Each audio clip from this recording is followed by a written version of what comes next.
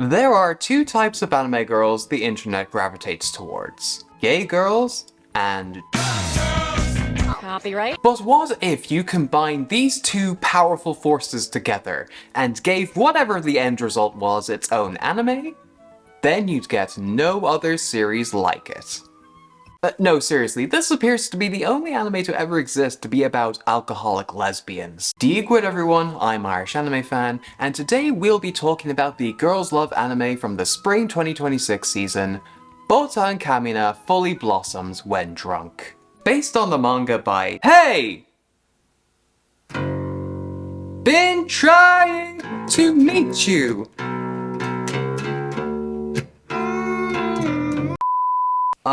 Anyway, the anime was directed by Takashi Sakuma, with series composition done by Yoko Yonayama, and it was animated by Soine.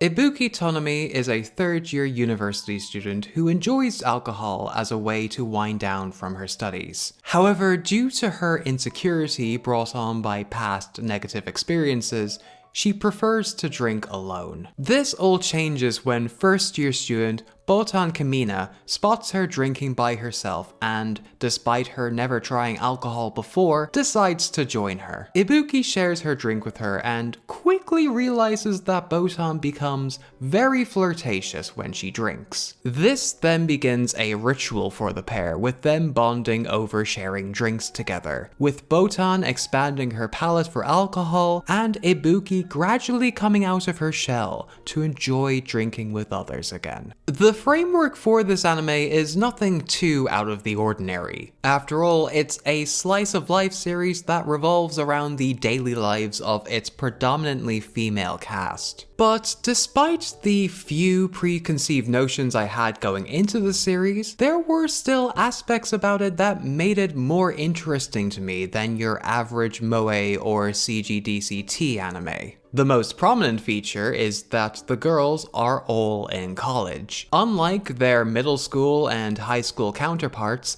college anime just have an entirely different feel to them. Unsurprisingly, as they tend to focus on topics and interests that can be appreciated on a more mature level. Obviously, alcohol is what brings the characters together, but the anime also dabbled in a variety of interests such as film, music, literature, and traveling. I really enjoyed this side of the anime, not only because these are areas that I'm also interested in, and I love how they actually name drop the actual titles this time around instead of coming up with a copyright-free placeholder name, but it gives the audience a good impression of each girl's personality. Speaking of which, let's talk about the characters now in the context of their own respective pairings. Starting with Ibuki, who gets along with everyone pretty well, but as she's insecure about her hiccups when she drinks, she sort of keeps to herself most of the time. This is where Botan comes in, whose bubbly, no pun intended, eagerness to embrace her hobby convinces Ibuki to invite her into her world. And what starts out as a mutual appreciation of alcohol grows into something much more intimate. Their relationship is paced perfectly,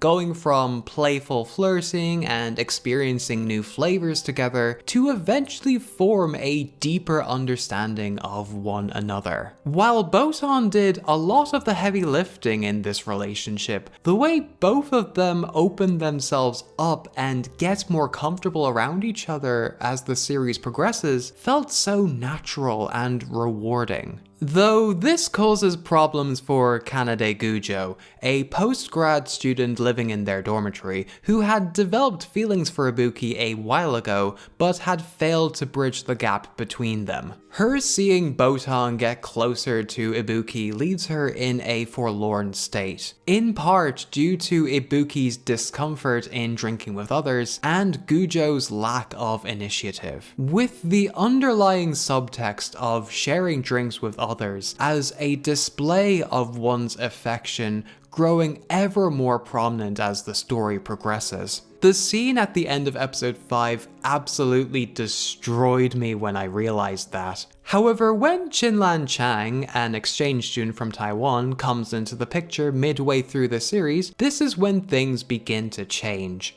She first takes a shine to Botan, and later on, when she notices that Botan may have feelings for Ibuki, advises her not to lead her on if her feelings for her are actually legit. Chinlan also connects with Gujo due to their shared interest in films and literature, but their relationship gets complicated when Chinlan becomes more interested romantically in Gujo. The situationship of sorts these two have landed in is where most of the series' conflict stems from. Specifically, the internal conflict Gujo faces as she wrestles with the possibility of opening herself up to a new love after being hung up on an old one for so long. Again, I loved seeing this pairing interact with each other, not just because of their shared interest in films and literature, which was really cute to see, but also because the drama that unfolds between them is very quiet and understated,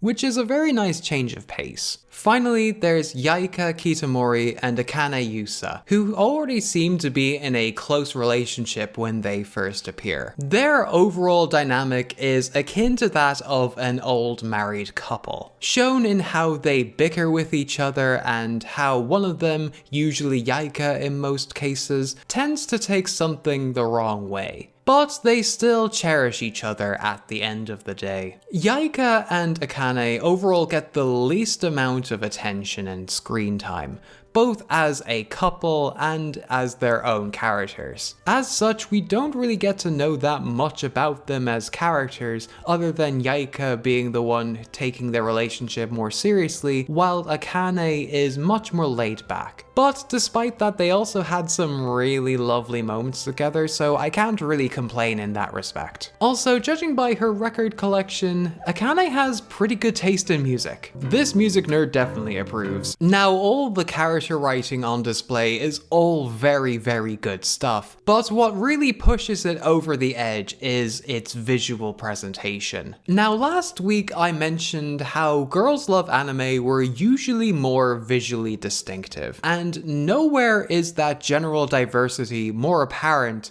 than this anime and its unique approach to animation. While Takashi Sakuma is credited as the overall series director, overseeing the entire production, when it came to the individual episodes themselves, they were fronted by a different creative in the director's chair. Also, the series not having a chief animation director on board probably had something to do with that as well. As such, each episode had its own unique quality and art style which reflected that of the artist responsible for it. From subtle differences in its movement and fluidity, to completely changing the established character models, as was the case in episode 3. If you want to learn more about Botan Kamiina's animation process and the artists and animators behind it, then Probably Pretentious has a really great video on that subject. If you want to check that out, I'll leave a link to that in the description below. But it was this discrepancy between art styles that was seen as kind of a sticking point for the series initially, with some finding its loose, sketchy line art and its Shaft-inspired sequences too jarring and unpolished. Personally, I couldn't disagree with that opinion more because I thought it was an incredible looking episode. In fact, you could say that about the anime as a whole. The sheer creativity on display from this production, whether it's the breathtaking scenic backgrounds, the captivating storyboarding and shot composition, the wistfully nostalgic OP and ED sequences, or just a singular standout moment of Sakuga in a particular episode, let's just say there were times I was rendered pretty emotional by its accomplished and creatively liberating production values. It's also even more impressive when you consider that the only other TV anime to Sonye's name was Mono, a cute girls anime from last year that also contained animation that went way harder than it needed to. So yeah, Sonye is a studio you should watch out for in the future, and I'm really looking forward to seeing what they put out next. If there was one word I'd use to describe Botan Kamiina Fully Blossoms When Drunk as a whole, it would be sanguine. One moment, the series can wreck you with its subdued yet devastating interpersonal character drama, and the next it soothes you with its relaxing atmosphere and its gorgeous scenery. I believe some of the best GL anime are the ones that tap into that very specific emotion so effortlessly, which the series achieves with flying colors. That, combined with its unexpectedly confident production values, elevated what could have been a basic slice of life show into one of the standouts of its season. I don't know how well I conveyed this in this review, but I really loved this anime, and it has quickly risen up the ranks as one of the best anime in the girls' love genre. I also think it's great that we got both this and Go For It Nakamura, two anime that were gay AF and looked fabulous while doing so, at the same time during the Spring 2026 season. Spring 2026 truly was the season that kept on giving.